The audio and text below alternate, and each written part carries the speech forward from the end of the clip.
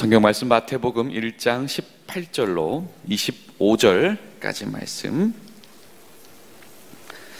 함께 봉독하여 올리겠습니다. 예수 그리스도의 나심은 이러하니라. 그의 어머니 마리아가 요셉과 약혼하고 동거하기 전에 성령으로 잉태된 것이 나타났더니 그의 남편 요셉은 의로운 사람이라 그를 드러내지 아니하고 가만히 끊고자 하여 이 일을 생각할 때에 주의 사자가 현몽하여 이르되 다윗의 자손 요셉아 내 아내 마리아 데려오기를 무서워 말라. 그에게 잉태된 자는 성령으로 된 것이라.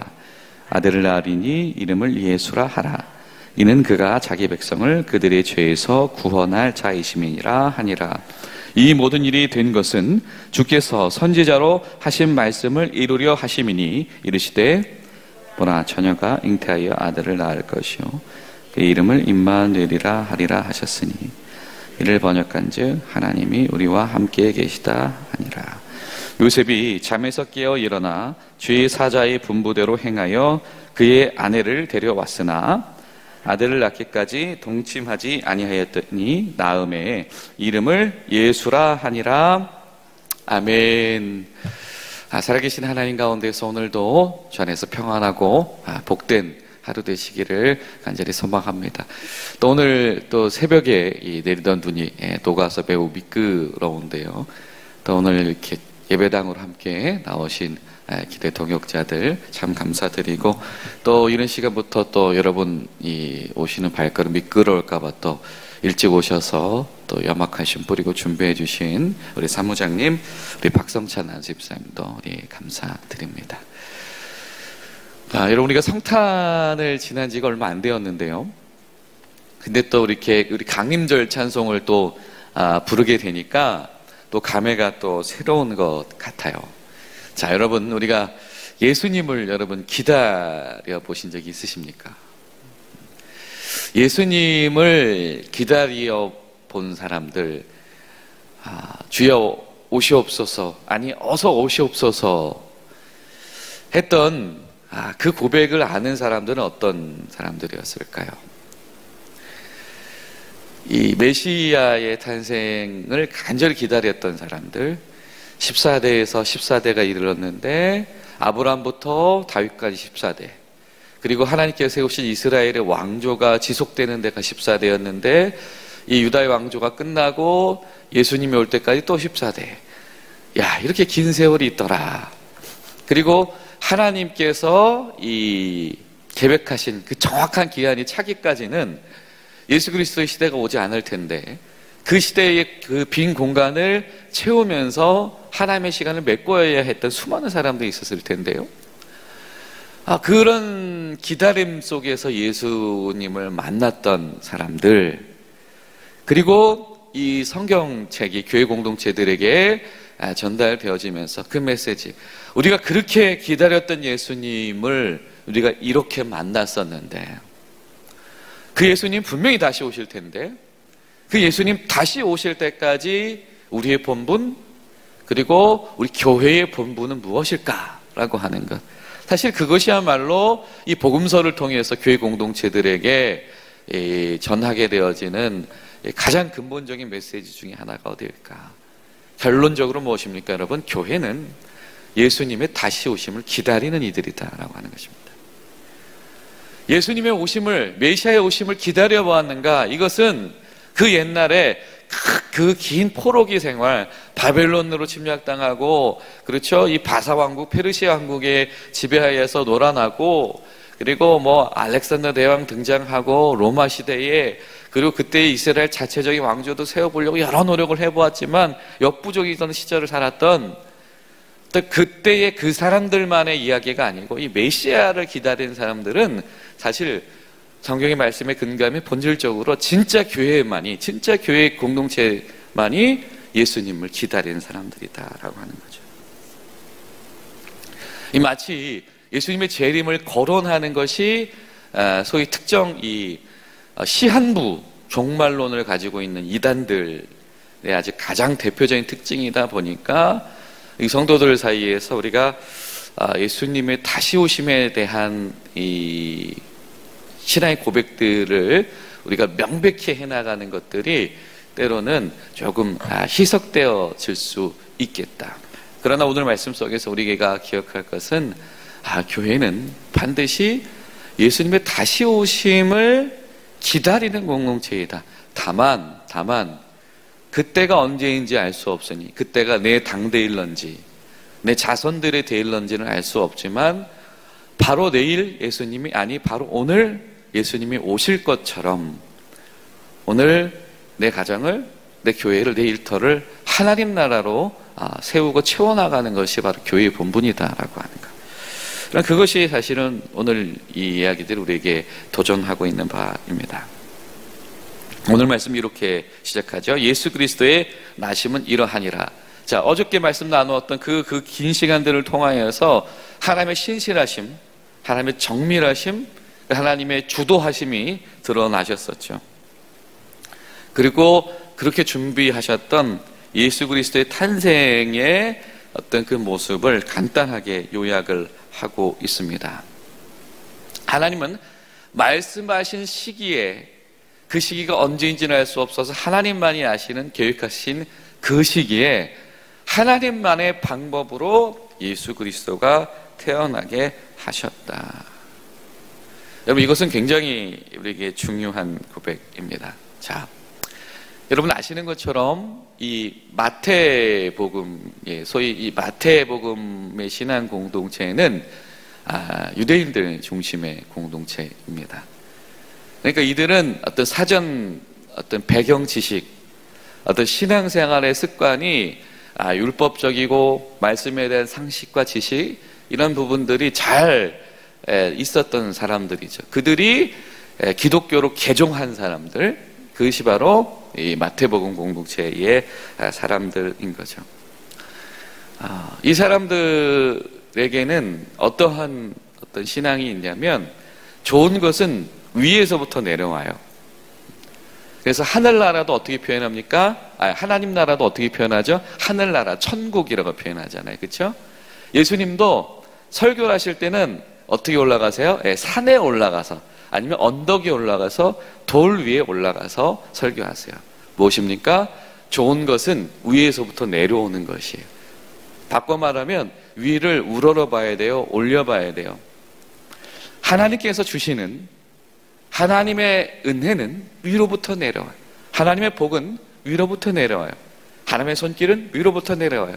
반드시 하나님을 올려다보아야 그 하나님의 것을 알 수가 있습니다. 고개를 들어야 한다라고 하는 것이죠. 예수님의 탄생은 이러하다. 하늘에서부터 울려 퍼지는 소식은, 자, 이제 너희 집안 가운데에 성령으로 잉태된 아이가 태어날 것이다. 그래서 너는 내 아내와 그 아이가 출생하기 전까지는 동침하지 말아라. 그래서 실제로 요셉이 어떻게 하였다? 순종하여서 동침하지 아니하였다. 동정녀 탄생이 이루어졌다라고 하는 것입니다. 저는 이 요셉이 굉장히 특별한 믿음의 고백을 우리에게 보여주고 있다라고 생각합니다. 굉장히 중요한 이 마중물 같은, 디딤돌 같은 사람이다. 무슨 말이냐면, 여러분 앞에 우리 족보가 나왔었지요.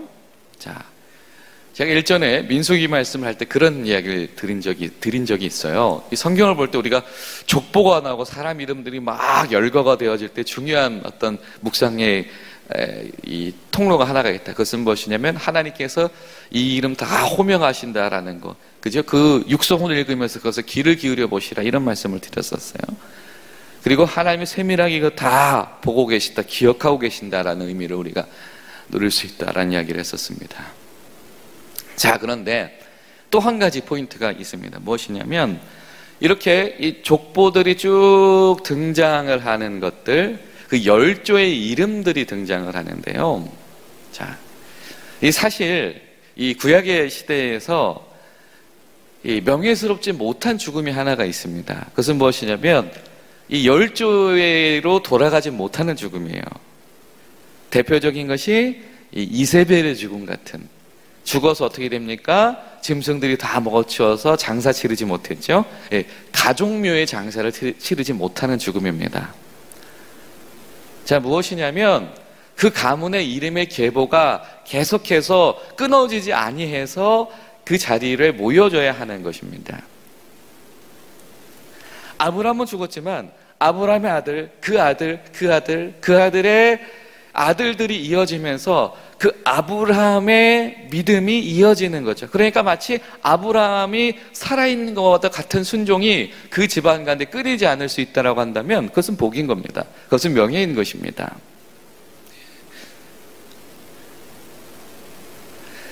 열조에게로 돌아가는 것, 열조 합하여지는 것은 굉장히 명예로운 일입니다. 하나님께서 그렇게 주도 면밀하게 계획하심 속에서 드디어 말씀하신 대로 왕의 계보의 결정타를 허락하셨다 라고 하는 것이 우리가 이 족보에 마태복음 1장에 등장하는 이 족보를 묵상하면서 얻을 수 있는 포인트였다고 한다면 거기에 연해서 붙여서 요셉의 이야기. 자, 근데 단순히 하나님께서 그 열조의 이야, 드디어 왕이 태어나셨다 이런 공고로만 그 말씀을 주셨을까? 아니요, 저는 한 가지가 더 있다고 생각합니다. 그것은 무엇이냐면 그 열조에 주셨던 하나님의 계획, 예수 그리스도의 탄생까지 오셨던 하나님의 계획에 여전히 그 하나님의 계보에 동참하는 이들. 많은 이름들이 있었죠. 왕들의 이름도 있었지만 마리 한 명을 제외하고는 5명의 여인 중에 4명이 이방인의 여인이었다. 이런 묵상을 나누죠, 우리가. 예수님의 계보 가운데에. 중요한 건 하나님께서 동참시키신다라고 하는 겁니다. 자, 근데 족보 이야기를 들었으면 우리는 이것을 생각해야 됩니다. 그 다음은 이 족보 이야기를 듣는 우리는 이 하나님의 계획과 시간에 우리도 동참해야 될 것이 아닌가라고 하는 것이죠. 자, 그런데 그 첫 번째 주자가 누구예요? 요셉입니다. 여러분, 신학교에 가면 저도 그랬지만 사실은 많은 사람들이 근본적인 질문에 놓여집니다. 이 그냥 교회 학교에서 이 지식으로 받아들였던 사항들에 대해서 신학적으로 고민을 하기 시작을 하고 그것을 신앙으로 풀어내야 되는 과정들이 필요합니다. 그 중에 결정적인 것들이 사실 이 초자연적인 것들이 굉장히 힘든 일이에요. 세상을 창조했다라고 하는 것, 막 물을 가로 물을 가른다라고 하는 것들. 근데 많은 신학생들이 이 중간에 봉착하게 된 난관이 뭐냐면 동정녀 탄생입니다. 동정녀 탄생. 아니, 어떻게 이게 생물학적으로 가능한 건가? 예. 어떤 분이 그러셨다고 그러죠. 아니, 남편 요셉도 믿는데 왜 네가 못 믿냐고. 자, 근데 그 부분이에요, 여러분. 이상하죠? 하나님의 천지창조는 믿어요. 근데 동정녀 탄생은 못 믿어요. 천지창조는 이미 내 인식 범위를 넘어서서 어차피 이 측량이 안 돼. 그러니까 하나님의 영역으로 내버려둬. 근데 인간의 탄생 정도는 나의 지식 범위 내에서 뭔가 이것은 내가 계산해내고 내가 상식적으로 판단할 수 있을 것 같은데, 그러니까 받아들이지 못하는 어떤 그런 부분들이 있는 것 같아요. 자, 요셉의 이 하나님의 계획의 계보에 동참하게 되어진 첫 번째 주자가 요셉인데, 자, 그의 어떤 인생의 특징을 오늘 성경은 뭐라고 얘기하냐면 요셉이 정말로 그 분부대로 행했다, 시킨 대로 했다, 순종하는 자였다. 위에서 내려온 말씀에 순종하는 자였다. 그랬더니 그는 이 예수님의 계보에 동참하는 자가 되어진다. 위에서 내려온 말씀은 뭐였죠? 하나님의 말씀이었잖아요. 하나님의 말씀에 순종하는 자가 이 믿음의 계보에 동참하는 자. 이건 마치 아브라함이 그 아들 이삭을 바칠 때 이삭이 침묵하고 순종하고 하나의 어린 양이 되어져 버린 것과 같은 짧은 장면이지만 그런 장면 같아요. 반드시 믿음의 역사, 하나님의 칭찬이 임하는 것 가운데에서는 이 순종이라고 하는 이 성품, 이 믿음이 아주 필수적으로 동반되어지는 경우가 있다. 근데 오늘 말씀이 그러하다라고 하는 거죠. 여러분, 우리가 하늘로부터, 위에서부터 내려오는 말씀에 그 말씀하신 대로 행하는 것, 순종을 해볼 수 있는 기회가 우리에게 있다라고 한다는 것은, 여러분, 이것은 복이고 이것은 은혜이다라고 하는 것을 기억하시기 바랍니다. 그리고 그 사람들이 그 다음은 그 넥스트는 무엇이야? 라고 할 때에 그 다음에 동참하는 자가 돼. 열조의 이야기가 있었다라고 한다면 이제는 그 열조의 이야기를 여는 분의 이야기인데 그 열조의 이야기를 여는 분의 이야기에 첫 번째로 참여하는 게 그 예수 그리스도의 성육신의 육체의 아버지 요셉이었더라. 오늘 말씀 이야기하죠. 야, 우리 중앙교회 성도님들이 그 동참하는 그 첫 번째 주자들, 요셉과 같은 주자들이 되어진다라고 할 때 하나님께서 지금까지 준비해 오셨던 이 놀라운 사건을 우리로부터 시작하신 일을 우리가 깨달아 알 수 있게 될 것입니다.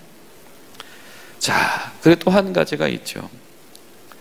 바로 우리의 기대와 우리의 바람과 하나님의 역사하심과의 어떤 간격과 차이를 우리가 인정할 수 있어야 된다라고 하는 것입니다.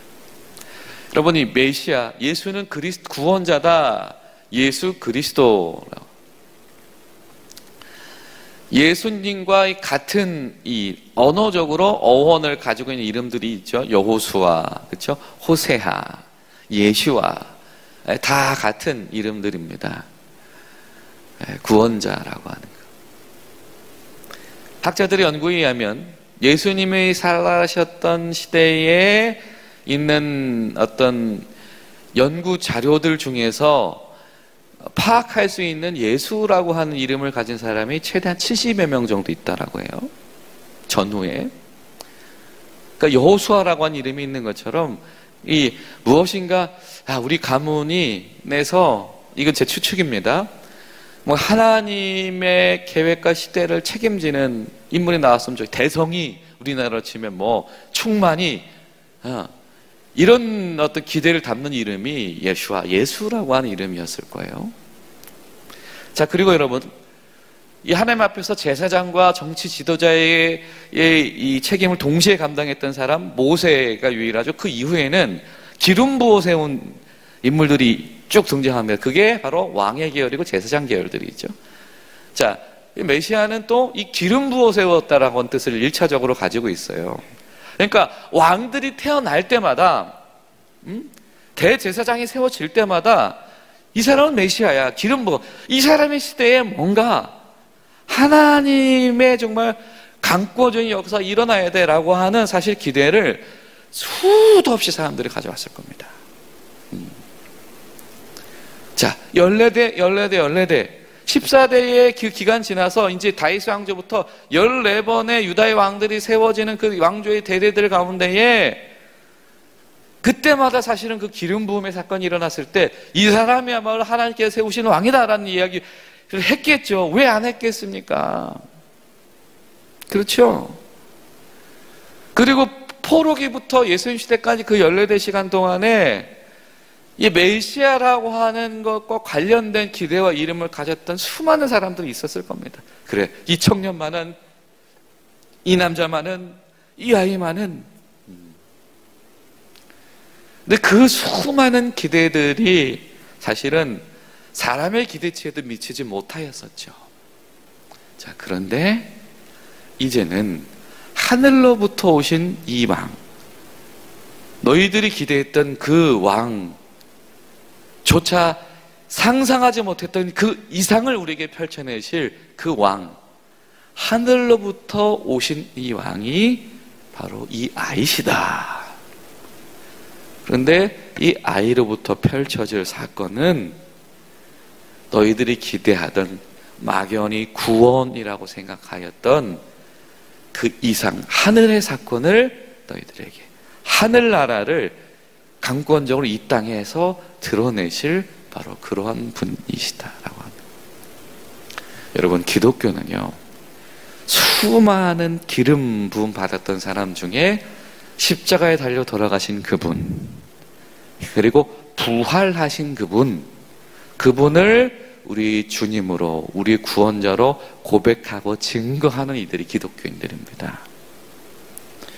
수많은 이름 중에, 수많은 청년들 중에, 또 희생당한 의인들 중에 그들과 비교할 수 없는 십자가에 죽으셨고 부활하신 예수, 유대 땅 베들레헴에서 태어나셨지만 저 땅끝까지 온 유대와 사마리아와 땅끝을 넘어서 모든 곳에 하나님 나라가 세워지기를 원하시는 바로 그분, 그 말씀하신 그분, 그 예수님을 우리 주님으로 고백한 이들이다. 그렇다라고 한다면 우리의 신앙의 기대는 우리가 기대한 것 그 이상을 넘어서는 하나님 나라에 속한, 하늘에 속한 하나님의 계획에 속한 것이 우리의 삶 가운데 펼쳐진다. 우리의 원이 아닌 하나님의 원대로 되어진 인생을 사는 사람들이다 라는 고백이 우리 가운데 있어야 된다. 여러분, 이것이 바로 예수 그리스도의 탄생을 목격하는 성도의 고백이 되어야 될 줄로 믿습니다. 여러분, 우리 그런 신앙과 믿음 가운데서 승리하시는 복된 하루 되시기를 간절히 소망합니다. 또 이제 연휴가 시작되어질 텐데요. 여러분, 이 먼 길 오고 가시는 우리 사랑하는 성도님들 평안하고 안전하게 다녀오시고, 또 특별히 이 명절 기간에 여러분 가정마다 신앙에 손해보는 일 없게 되시길 기도합니다. 그러나 동시에 또 그 모든 것들이 가족 간에 하나님께서 지켜주시는 온전한 화평과 사랑 가운데서 지나가시는 귀한 명절 되시기를 예수님의 이름으로 축복합니다. 우리 기도하시겠습니다. 살아계신 아버지 하나님, 주님 감사드립니다. 하나님께서는 그 모든 이스라엘 백성들의 열조의 시간들조차도 붙잡고 주관하고 계셨고, 세상이 다른 어떤 것과 비교할 수 없는 예수 그리스도의 탄생을 주님께서 주도하셔서 우리가 이렇게 알고 기억하며 우리도 예수님의 다시 오심을 기다리는 이들을 삼아주시니 감사드립니다. 주님, 우리도 열조의 신앙에 참여하는 자들 되어야 되겠습니다. 예수 그리스도의 계보에 참여하는 자들 되어야 되겠습니다. 우리 믿음을 도와주시옵시고, 하나님, 우리가 우리의 생각과 우리의 기대와 우리 기다림을 아득히 넘어서시는 하나님의 위대하신 인도하심 가운데에 참여하는 성도요 교회 되어지도록 우리의 믿음을 붙잡아 주시옵소서. 특별히 명절 연휴 기간에 시작되어집니다. 우리 중앙교회 성도들, 가정들을 주님 안전하게 지켜주시고, 신앙 가운데서 지켜주시고, 화평과 사랑 가운데서 지켜주시옵소서. 예수님의 이름으로 기도하옵나이다. 아멘.